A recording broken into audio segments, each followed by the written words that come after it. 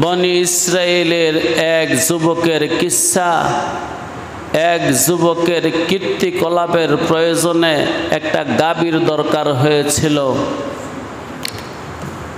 ইনশাল্লাহ শুনব। তো আজ আমরা শুনতে যাচ্ছি আলিফ লাম মিম যালিকাল কিতাবু লা রাইবা ফীহি হুদাল লিল মুত্তাকিন।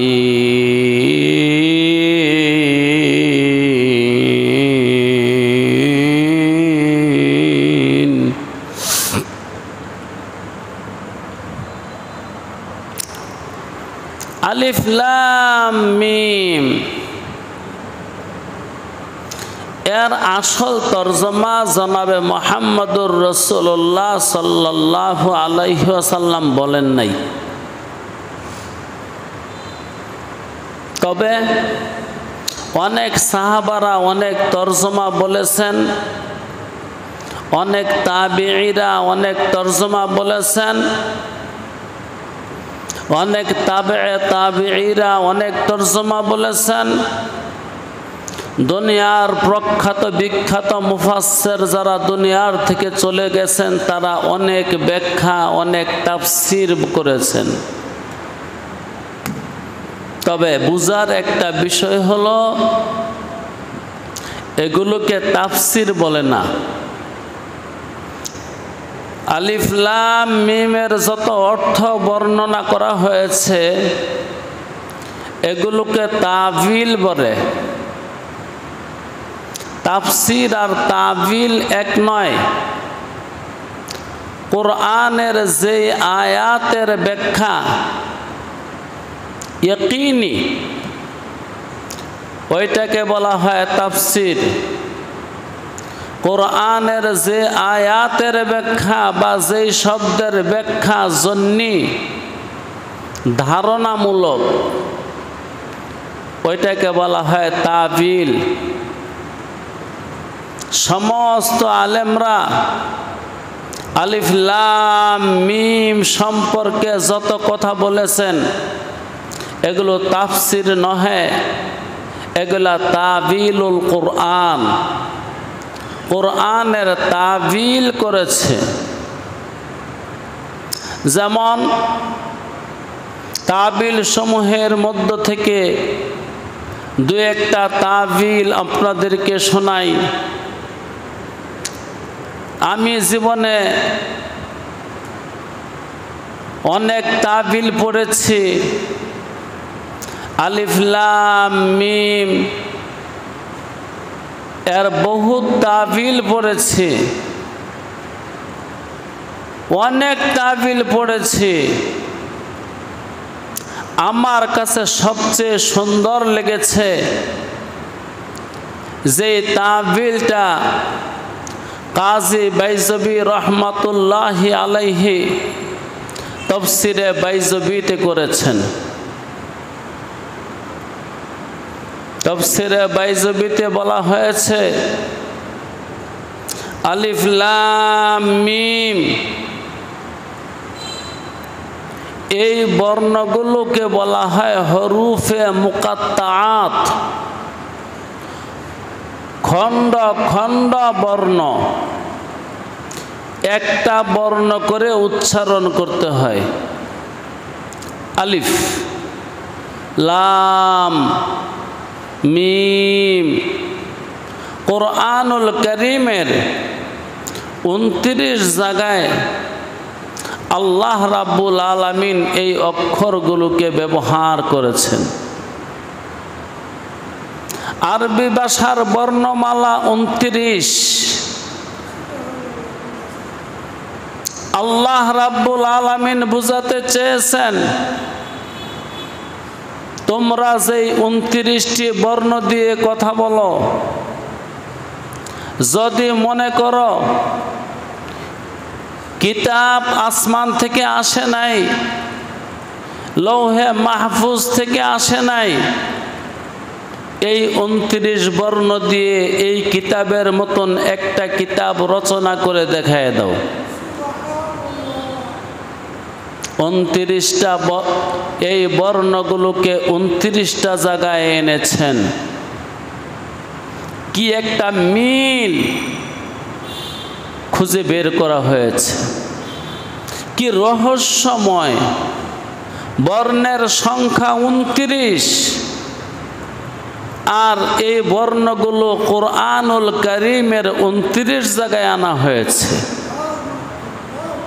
এই জন্য বলা হয় আল্লাহ রাব্বুল আলামিন 29 বার আরবের মানুষের সাথে চ্যালেঞ্জ করেছে, তোমাদের বর্ণ দিয়ে কোরআন নাজিল হয়েছে, যদি মনে করো এটা মানব রচিত, মুহাম্মদ রচিত, তাহলে তোমাদের ভাষার বর্ণ দিয়ে কোরআন রচিত প্রেরিত এমন একটা কিতাব তোমরাও বানায় দেখাও। এই চ্যালেঞ্জকে তারা গ্রহণ করে নাই, পারে না। এক পর্যায়ে আল্লাহ রাব্বুল আলামিন আয়াত নাজিল করে দিলেন, এত বড় কিতাব তোমরা বানাইতে পারবে না। এখনো যদি সন্দেহ থাকে মুহাম্মদ যা পাঠ করে এগুলা ঐশী নয়, তাহলে ফাতু বিসূরাতিম মিন মিসলিহি, এত বড় গ্রন্থ রচনা করতে হবে না, এই কিতাবের যে কোনো একটা সূরা রচনা করে দাও খাও, তাও বড় সূরা রচনা করতে হবে না। বিসূরাতিন, সূরাতিনের মধ্যে তানবিন আনা হয়েছে, তানবিন এনে ছোট থেকে ছোট বুঝাইছে। যে কোনো একটা সূরা রচনা করে দেখাও। কোরআনুল কারীমের সবচেয়ে ছোট সূরা ইন্না আ'তাইনাকা আল কাউসার ফাসল্লি লিরাব্বিকা ওয়ানহার ইন্না শানিআকা হুয়াল আবতার। এর চেয়ে ছোট সূরা কিতাবের মধ্যে নেই। তোমরা এই সূরার মতন একটা সূরাও যদি রচনা করে দেখাইতে পারো, তোমাদের ইসলাম কবুল করার দরকার হবে না, কিতাবকে মানার দরকার হবে না, নবী মানার দরকার হবে না, তোমাদেরকে আমি এমনিতেই ছেড়ে দেব। তারা আপ্রাণ চেষ্টা করেছে, জান দিয়ে চেষ্টা করেছে, রাতের পরে রাত গবেষণা করেছে, এমনকি পয়সা ব্যয় করে দূর দূরান্ত দেশ থেকে বড্ড বড্ড সাহিত্যিকদেরকে মক্কায় জমা করেছে। তারা স্বীকৃতি দিয়ে গেছে লাইসা হাদা মিন কালামিল বাশারি, এটা মানব রচিত কোনো কিতাব নয়, মানব রচিত কোনো বই নয়, মানব রচিত কোনো আয়াত এগুলো নয়। আল্লাহ রাব্বুল আলামিন 29 জায়গায় এই বর্ণগুলো এনে আমাদেরকে নয়, আমরা তো আরবি না, যারা আরবি তাদের সাথে চ্যালেঞ্জ করছে, যদি মনে করো মুহাম্মদের পাঠ করা কিতাব ঐশী নয়, আসমানি নয়, তোমরাও একটা কিতাব বানাও। কাজী বাইজবী রহমাতুল্লাহি আলাইহির এই কথাটা আমার কাছে সবচেয়ে পছন্দ হয়েছে। কাজী বাইজবী রহমাতুল্লাহি আলাই আরো একটা কথা বলেছেন, আলিফ লাম মিম এর তরজমা আছে, আর কেউ যদি বা নাও জানে এর তরজমা যার উপর নাজিল হয়েছে তিনি অবশ্যই জানেন। যিনি মুরসিল আর যিনি মুরসালুন ইলাইহি, এই দুই সত্তা অবশ্যই জানে। যিনি প্রেরক আর যিনি প্রাপক দুয়ে অবশ্যই জানে। কারণ যার কাছে পত্র লেখছে কমাস কম সেও যদি না বুঝে, কাজী বাইজবী বলেন এটা হবে কালামে লগব, বেহুদা কালাম, অহেতুক কথা, যেই কথার কোনো মানি নেই। এটা আল্লাহ পাকের শান এবং মানের খেলাফ।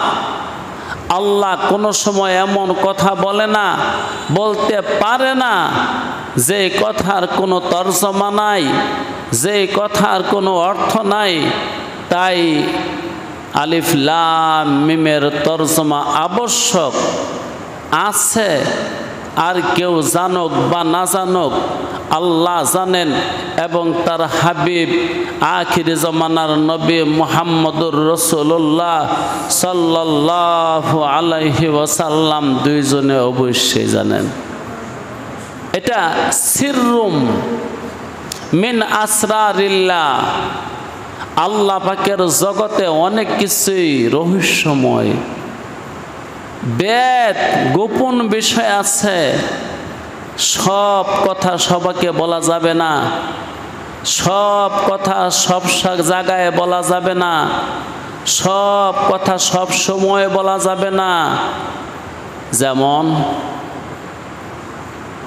এক বাচ্চা তার মাকে জিজ্ঞাসা করতেছে, মা ওই বাড়িতে এত হয় হুল্লোড় কিসের? মা বলল, ওই বাড়িতে না তোমার যে এক ফুফি আছে তার বিয়ে। মা, বিয়ে কি জিনিস? বিয়ে কিছুক্ষণ পরে কতগুলো মানুষ আসবে, এর মধ্যে একজন থাকবে জামাই, বাকিরা থাকবে বরযাত্রী। তোমার ফুফিকে তারা নিয়ে যাবে, এটার নাম বিয়ে। এবার ছেলে আবার প্রশ্ন করে, কেন, তিনি কি নিয়ে যাবে কেন? আর যাদের মেয়ে তারাই বা দিয়ে দিবেন কেন? মা আবার ছেলেকে উত্তর দেয়, এমনটাই পৃথিবীর রীতি, মেয়েরা পরের বাড়িতে চলে যায়। মেয়েদের বিয়ে হলে পরের বাড়িতে চলে যায়। এবার বাচ্চা আবার প্রশ্ন করে, মা হে, ও মা, তাহলে তোমার কেন বিয়ে হয় না?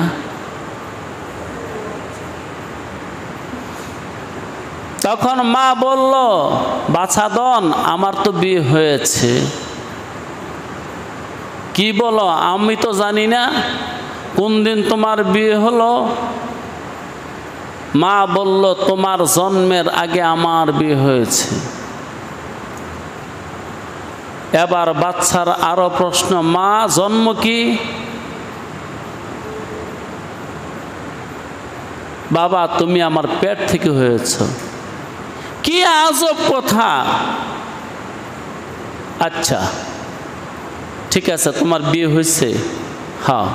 তোমার বিয়ে কোথায় হয়েছে? আমি সেখানে যেতে চাই। বাবা, তুমি তো ওইখানেই আছো আমার যেখানে বিয়ে হয়েছে। মানে তোমার আব্বুর সাথে আমার বিয়ে হয়েছে? এবার ছেলে বলে, ছি ছি মা, নিজেদের মধ্যে এমন একটা কাজ। তোমার বিয়ে হয়েছিল দূরে হইতো, তাই বলে আব্বুর সাথে? এই রাজ, এই রহস্য তাকে বোঝানো যাবে? আল্লাহর নবী মুহাম্মদুর রাসূলুল্লাহ আল্লাহ সম্পর্কে যে রাজ, যে রহস্য জানেন, এগুলা উম্মত বুঝবে না। যেমন এই বাচ্চাটাই বুঝলো না বিয়ে কি জিনিস, অবশেষে মাকে দীক্ষার দিয়ে বলল, মা তাই বলে নিজেদের মধ্যে এমন কাজ? তুমি বিয়ে করছিলে দূরে করতা। হায় হায়, এগুলো আসরার, এগুলো রহস্য। এই রহস্য একদিন তোমার চোখের সামনে ভাসমান হবে, উদিত হবে, যখন তুমি এই সংসার ত্যাগ করবে, আরেক সংসারে যাবে, আরেক ঘরে যাবে, আরেক বাড়িতে যাবে, তখন দেখবা অনেক রহস্য যেগুলা দুনিয়াতে বুঝো নাই ওইগুলো আখেরাতে বুঝে ফেলবে। অথবা আপনি শৈশবে যা বুঝেন নাই কৈশোরে তা বুঝে ফেলছেন, কৈশোরে যা বুঝেন নাই যৌবনে তা বুঝে ফেলছেন, যৌবনে যা বুঝেন নাই প্রৌঢ়তে তা বুঝেছেন, প্রৌঢ়কালে যা বুঝেন নাই বার্ধক্যে তা বুঝেছেন, এমনকি বার্ধক্যেও অনেক কিছু বুঝেন নাই যেগুলো আপনার অন্তিম বেলায় বুঝেছেন। অন্তিম বেলায় আপনি এমন কথা বলে ফেলেছেন, হায় হায় হায়, আমার 100 বছরের জিন্দিগি কেন আমি নষ্ট করলাম, কার পিছনে নষ্ট করলাম, কেন নষ্ট করলাম, কোন কারণে নষ্ট করলাম? এটা কি আপনি যৌবনকালে বুঝেছিলেন?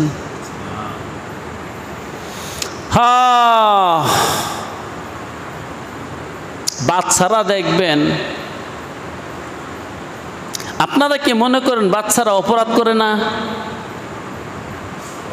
বাচ্চারা অপরাধ করে, কিন্তু তারা অপরাধ করলে পাপ হয় না।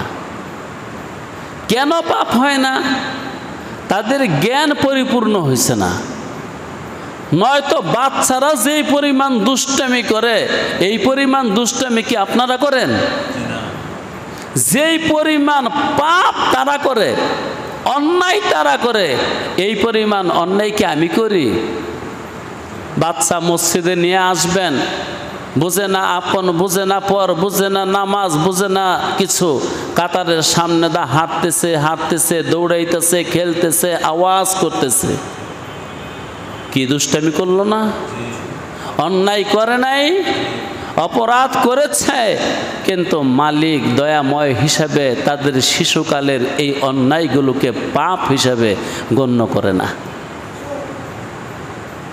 আমার আপনার জীবনের সামনে অনেক রহস্য উন্মোচিত হয়ে যাবে, উদিত হবে। হায় হায়, আই সুবহানাল্লাহ, এটা রহস্য। এই জন্য বড় বড় ওলিয়া উলিয়া, গাউস কুতুব যারা আছেন, যারা আমলের জগতে ঢুকেছেন, যারা আসরারের জগতে ঢুকেছেন, যারা সায়ের তাফরিহের জগতে ঢুকেছেন, তারা এমন এমন কিছু বিষয় বুঝে গেছেন যেগুলো আপনি বুঝেন নাই, আপনি খবরও পাইছেন না, দিশাও পাইছেন না, তারা দিশা পেয়ে বলছে। এক ব্যক্তি হযরত হাকিমুল উম্মত, মুহিয়্যিস সুন্নাত, মুজাদ্দিদে মিল্লাত, জামে শরীয়ত ও তরিকত মাওলানা আশরাফ আলী থানভী রহমতুল্লাহি আলাইহি, তিনি কি একজনে প্রশ্ন করল, হুজুর আমি আল্লাহর ওলি হয়েছি কিনা এটা কেমনে বুঝবো? হযরত থানভী আলাইহির রহমা বলেন, তুমি যে বালেগ হয়েছো এটা কেমনে বুঝছো? আর কোনো কথার দরকার হয় নাই, সে চুপ হয়ে রয়েছে। হযরত ওয়ালা জিজ্ঞাসা করলো, তুমি কি বালেগ না না বালেগ? হুজুর আমি বালেগ। বালেগ যে তুমি এটা কেমনে বুঝলা? তোমার মায় বলছে? না হুজুর। তোমার বাবাই বলছে? না হুজুর। তো কে বললো? ওই লোকটা বলল, হুজুর বুঝতে পারছি, আর বলতে হবে না, আমি যেদিন ওলি হতে পারবো ওই দিনকে আমি বুঝবো। আলিফ লাম মিম, তোমার কাছে শুধু রেখে দিলাম পাঠ করার জন্যে, এক একটা অক্ষরে 10টা করে নেক দিয়ে দেব। একদিন তোমার কাছে রহস্য উন্মোচিত হয়ে যাবে। কি মানা, কি তরজমা? আল্লাহ কোনো কিছুই তোমার কাছে গোপন রাখবে না, খুলে দিবে। তুমি আজকে আল্লাহ দেখনি? আল্লাহ দেখেন। এক সময় কি আল্লাহ দেখা যাবে না যাবে না? একদিন রহস্য তোমার বুঝে আসবে। শুধু বিশ্বাস করে নাও, আলিফ লাম মিম আসমান থেকে নাজিল হয়েছে, পড়লে 10টা করে নেক হয়। কাজী বাইজবী রহমাতুল্লাহি আলাইহি বলেন, যে মানুষটা যেই ভাষা বুঝে না, ওই মানুষটার সাথে ওই ভাষায় কথা বলার কোনো মানি আছে? আমি বাঙালি, বাংলা ভাষায় কথা বলি, এখন আমেরিকার বেটারে পাইয়া যদি বাংলারা কথা বলি, সে বুঝবে না।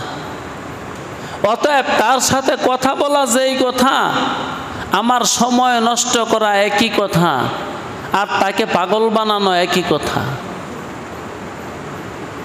তো আল্লাহ রাব্বুল আলামিন আলিফ লাম মিম বলে কি বুঝাতে চেয়েছেন, আমি না বুঝলেও যার কাছে কিতাব পাঠাইছেন তিনি ঠিকই বুঝেন। আর নয়তো ওই আমেরিকান ব্যক্তির সাথে বাংলায় কথা বলার মতো হয়ে যাবে,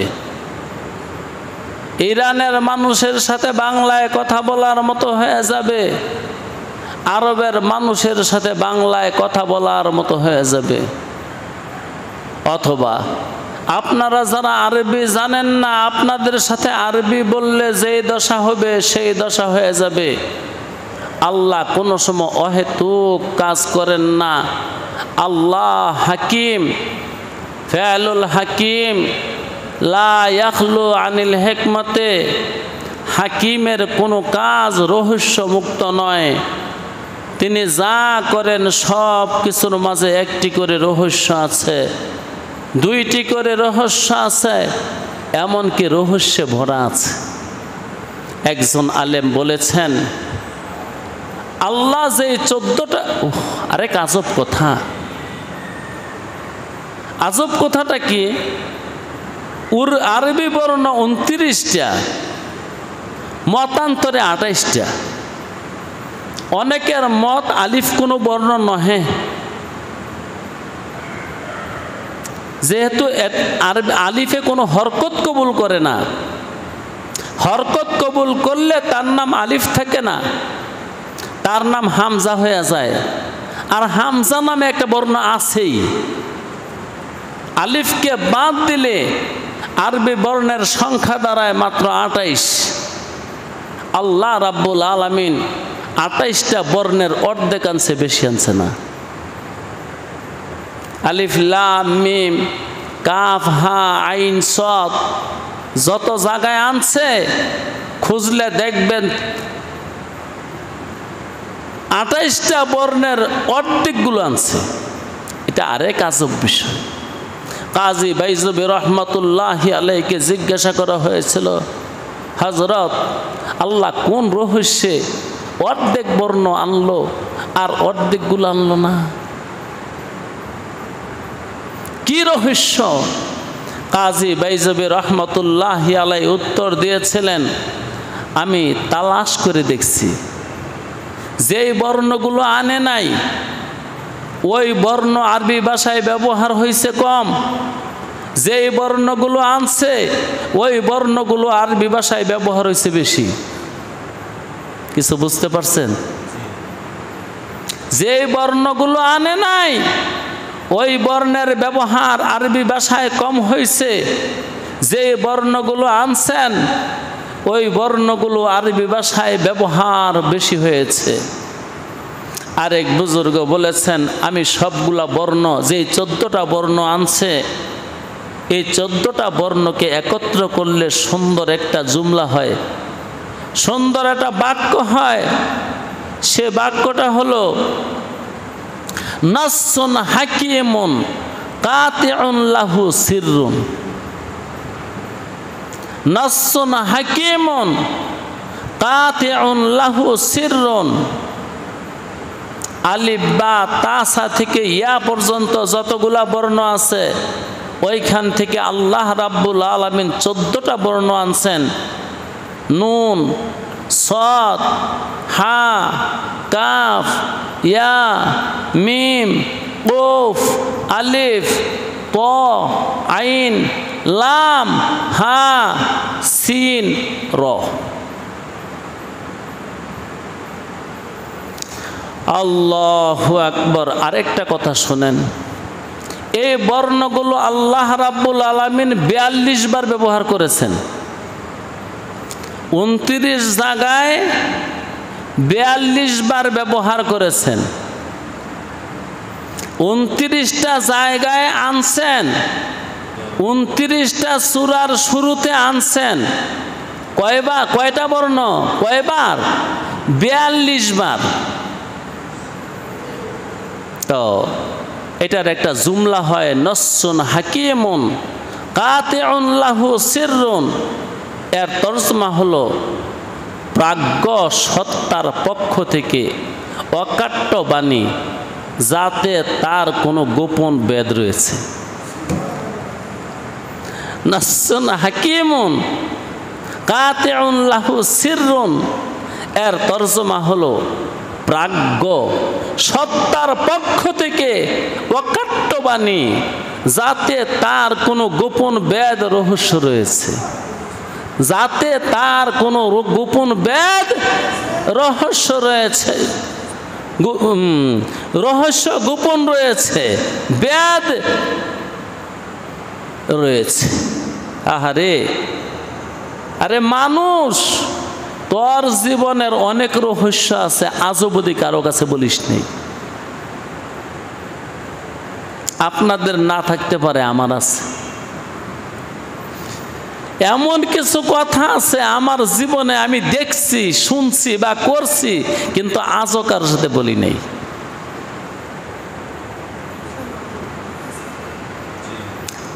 তো আমার মতন ক্ষুদ্র মানবের যদি এত রহস্য থাকতে পারে, বেদ থাকতে পারে, যিনি এই মহাবিশ্বের মহাকারিগর, তার কি কোনো রহস্য থাকতে পারে না? তোমার মাথায় কুলইবে না বলে তিনি উপস্থাপন করলেন না, শুধু ইঙ্গিত দিয়ে দিলেন আলিফ লাম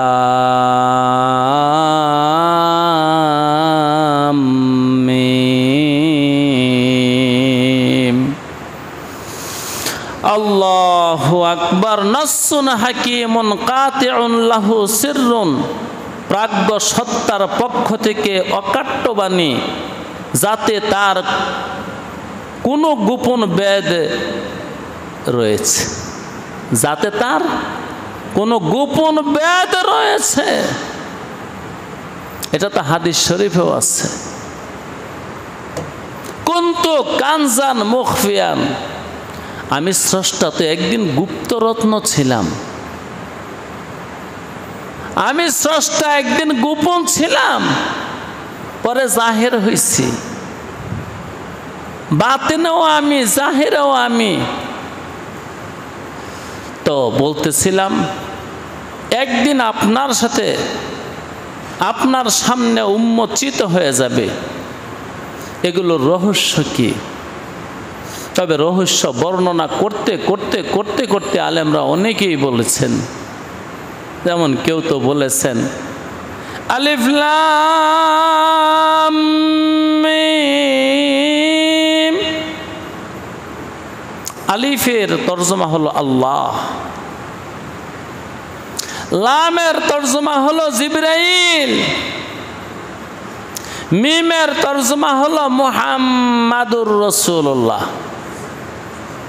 এর মানে আল্লাহর পক্ষ থেকে জিবরাইল আলাইহিস সালাতু ওয়াস সালামের মাধ্যমে আরবের নবী মুহাম্মদের উপরে এই কিতাব অবতীর্ণ হয়েছে। এমন মানা, এমন তরজমা অনেক অনেক অনেক। কিছু কিছু আলেমরা বলেছেন, যদি তোমার এমন কোনো ব্যারাম হয়ে থাকে, এমন কোনো ব্যাধি হয়ে থাকে, তাহলে যেই 14টা বর্ণ আল্লাহ রাব্বুল আলামিন 29টা সূরার শুরুতে আনছে, যে 14টা বর্ণ 29টা সূরার প্রথমে আনছে 42 বার। ওই বর্ণগুলো পড়ে পড়ে তারে দম করো, ফু করো, যেই রোগ সারে না ওই রোগও সেরে যাবে। পরীক্ষিত। তো এটাও তো একটা ফায়দা। যারা বের করছে চিন্তা করে, তোমার জন্য তো বিশাল সম্পদ বের করে দিচ্ছে। আরে ভাই, আল্লাহ, ইমাম আহমদ ইবনে হাম্বল বলেন, আল্লাহ দুনিয়াতে অনেক ঔষধ মানুষের জন্য পাঠাইছে, অনেক ঔষধ, কিন্তু কোরআনের চেয়ে বড় কোনো ঔষধ আল্লাহ দুনিয়াতে পাঠায় নাই। আমি কেবল গ্রহণ করলাম না। এই যে আমি সূরাটা শুরু করলাম, সূরা বাকারা, এই সূরার ফাজাইলের মধ্যে এটাও আছে,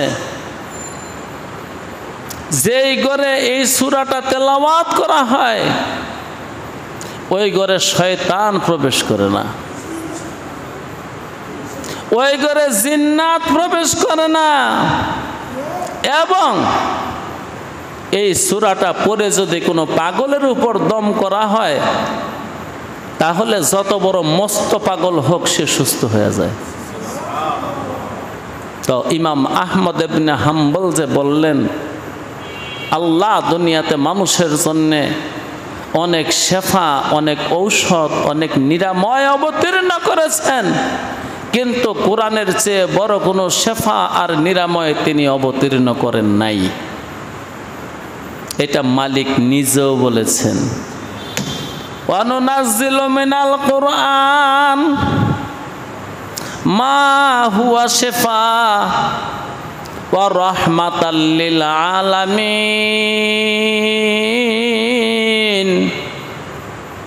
কোরআন অবতীর্ণ করলাম অমানুষ তোমাদের জন্য শেফা, মানুষের জন্য শেফা। এই কথাটা আল্লাহ 7 বার বলেছেন, আর কয়বার বলবে? তারপরেও যদি তোমার বিশ্বাস না হয় কিছু করার নাই।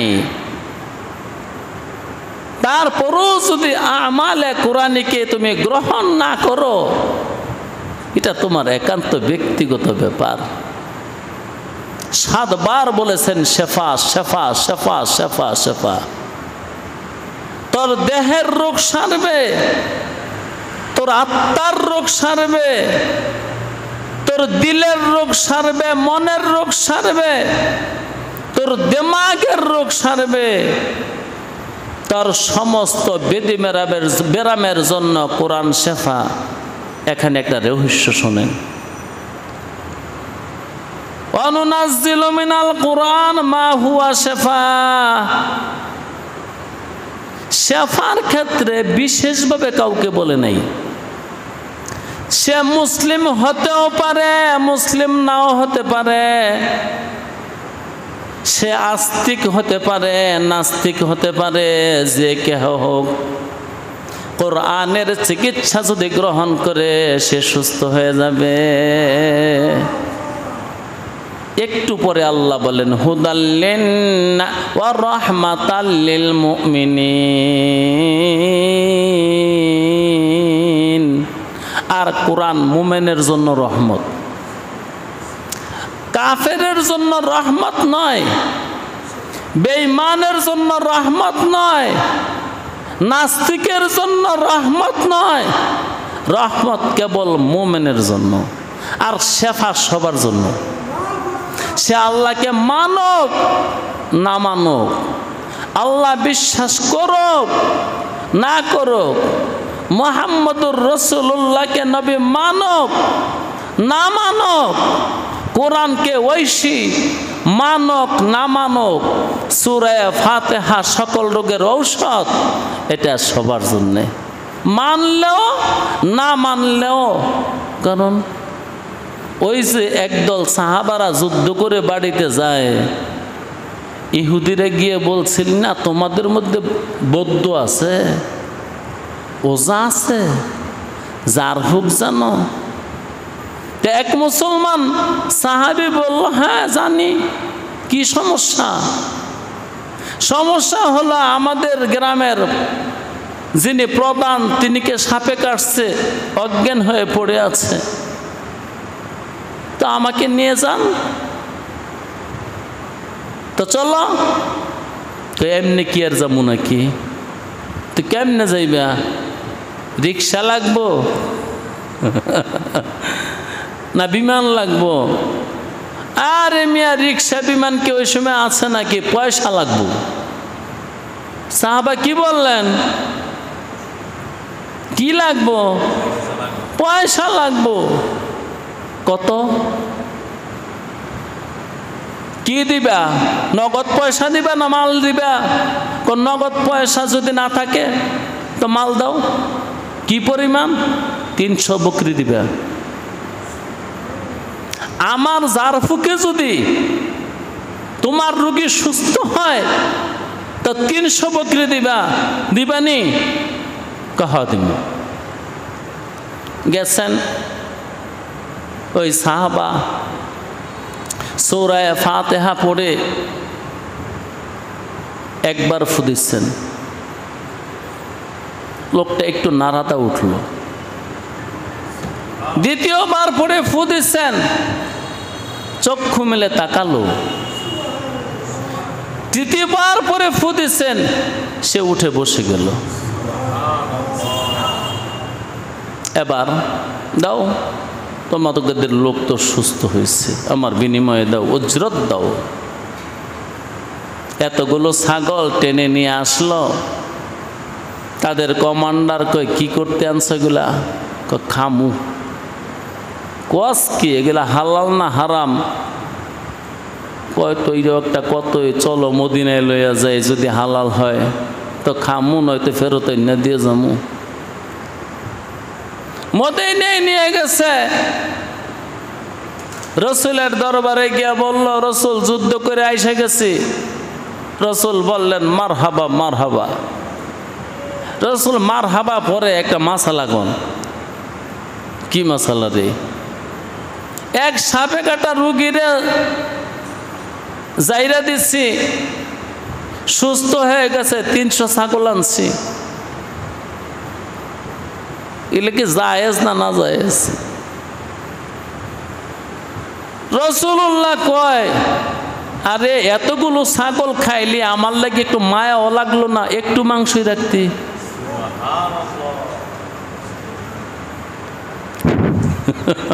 এটা আমার জন্য একটু ওয়াজটা হয়ে গেল আর কি। কারণ আপনারা তো অনেকে বৈশা বৈশা নাড়াপাড়া কুড়াপাড়ার সিভার মধ্যে বৈশা বৈশা গল্প করেন। কি এর? হ্যাঁ, তাবিজ বেচ্চা, পানি ভরা বেচ্চা, হারাম খায়। এই জন্য আবু দাউদ শরীফের হাদিসটা শোনাই দিলাম। নবী আলাইহিস সালাম কি বললেন? তোর একটু মায়াও লাগলো না আমার লাগে? একটু মাংস রাখলি না? নবী আলাইহিস সালাতু ওয়াস সালামকে বলল, রাসূল গো, একটাও খাই নেই। হালাল না হারাম না জানি না, খাই কেমনে? দে, সবটি জবাই দে,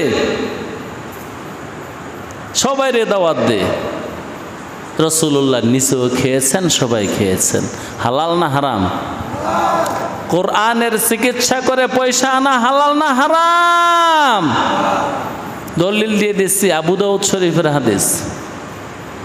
তারপরে আসেন, এবার নবী আলাইহিস সালাতু ওয়াস সালাম জিজ্ঞাসা করল, কোরআনের কোন অংশ পড়ছিলি? ওই সাহাবা বলেন, নবী গো, সূরা ফাতিহা পড়ছি। নবী আলাইহিস সালাতু ওয়াস সালাম বললেন, তুই কেমনে জানলি? সূরা ফাতিহা পড়লে যে সাপে কাটা রোগী সুস্থ হবে? কই রাসূল এমনি আন্তাজান মারি পড়ছি আর ভালো হয়ে গেছে। শুধু এই আয়াতটুকু শুনছিলাম আপনার কাছ থেকে, ওয়ানুনাজ্জিলু মিনাল কুরআন মা হুয়া শিফা। এই কথাটা আপনি বলছিলেন। আমি কোরআন নাজিল করছি বান্দাদের কাছে, বান্দাদের চিকিৎসার জন্যে। এইটা শুনছিলাম। তো সূরা ফাতিহা পড়ছি। নবী আলাইহিস সালাতু ওয়াস সালাম বলেন, মিয়া আরেকটু বাড়ায় শুনে রাখো। ওই দিন রাসূলুল্লাহ বলছিলেন, সূরাতুল ফাতিহাতে শিফাউন লিকুল্লি দাইন। সূরা ফাতিহা সকল রোগের ঔষধ। যত ব্যাধি ব্যারাম আছে সব ব্যাধি ব্যারামের ঔষধ। তাহলে কোরআন আমাদের কাছে নাজিল হয়েছে আমাদের নিরাময়ের জন্য, বিশেষভাবে মুমিনদের জন্য রহমত হিসেবে। বাইরে রহমত কি জিনিস একটু বলি। যেই মিয়ার কলবে একটু রহমত ঢুকছে ওই মিয়ার শান্তির আর কোনো অভাব নাই। গত পরশু দেখলাম এক মেম্বারে গুলি কইরা বুকের মধ্যে মরে লাইছে। হ্যাঁ, কি আজব কারবার। মেম্বার হয়েছিলি তোরে কামাইরে ফেলাইলো। ও মিয়া আয়াতুল কুরসি পড়ো, সকাল সন্ধ্যা পড়ো। দুনিয়ার কোন দুশ্মন যদি তোমাকে আঘাত করতে আসে সে তোমাকে চোখে দেখবে না, অথবা দুশ্মন আসবে তোমার চেহারা দেখে দুষ্ট হয়ে যাবে। আর যদি পারো সূরা ইয়াসিনের প্রথম কয়েকটা আয়াত পড়ো সকাল সন্ধ্যা। দুশ্মন যদি খারাপ নিয়তে আসে আইসা দেখবে তুমি এখানে নাই, আসলে তুমি এখানে আছো। দোস্ত, ইনশাআল্লাহ তাআলা আবার আগামী বৃহস্পতিবার দিন আমাদের ধারাবাহিক তাফসীর চলবে। দাওয়াত রইল, বন্ধু বান্ধবদেরকে নিয়ে আসবেন। সম্ভবত আজানের সময় হয়েছে, হুজুর রুমে চলে গেছেন।